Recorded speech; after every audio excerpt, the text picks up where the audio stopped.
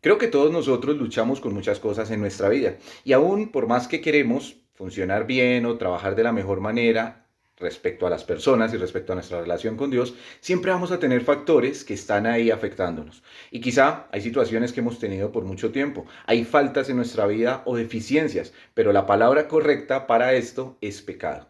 Y lo que quiero que hablemos es cómo vencer esos pecados que están en nosotros. Esos pecados con los que llevamos mucho tiempo y que quizá ya se han convertido en una parte de nuestra forma de ser. Esos pecados que afectan nuestra relación con Dios, que afectan nuestra relación con otros y que de hecho nos afectan a nosotros mismos. Pecado, dice la Biblia, que es todo aquello que está en contra de la voluntad de Dios o en contra de la personalidad y palabra de Dios. Y todos nosotros vivimos rodeados en nuestra forma de ser de muchos pecados. Dios nos ha quitado pecados de nuestra vida cuando confiamos en Él y nos ha limpiado de toda la culpa y la paga por el pecado. Pero nosotros tenemos que avanzar y tenemos que seguir creciendo y tenemos que quitar esas cosas de nuestra vida. Hay situaciones en nosotros que siguen ahí por más tiempo que llevemos en el Señor y que nos siguen afectando. Y la pregunta entonces que debemos tratar es cómo quito o cómo trato esos pecados que están ahí por mucho tiempo.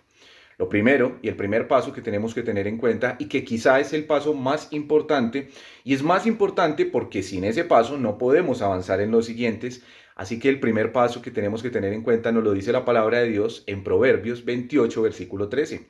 Proverbios 28, versículo 13 dice, el que encubre su pecado no prosperará, mas el que lo confiesa y se aparta alcanzará misericordia.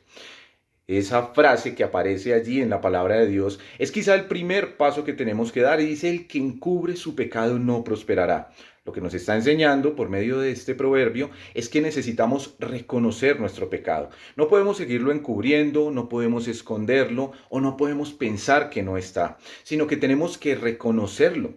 Y el primer paso entonces es reconocer nuestro pecado. Tenemos que evidenciar que está ahí. Es muy difícil a veces para algunos poder llegar a este punto.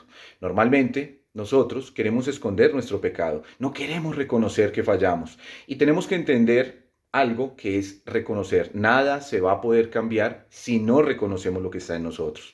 Debemos reconocer nuestro pecado aún por encima de factores que van a venir a nuestra mente para que no reconozcamos nuestro pecado.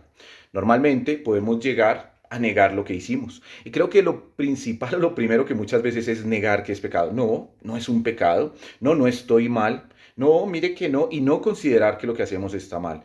Entonces, en ese caso, es bueno escuchar lo que dicen a nuestro alrededor.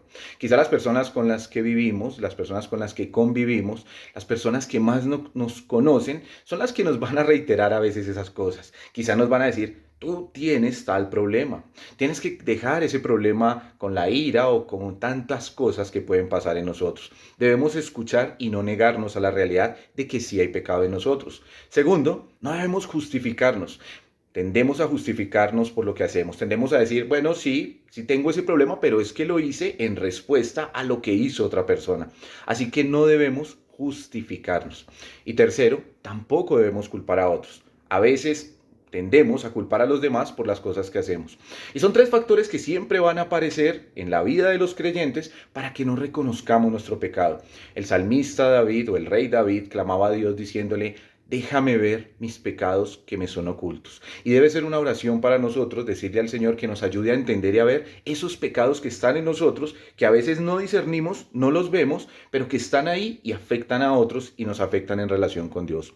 Así que la invitación es para que miremos y reconozcamos en qué estamos fallando y así podamos avanzar al siguiente nivel. Que Dios te bendiga y tengas un excelente día.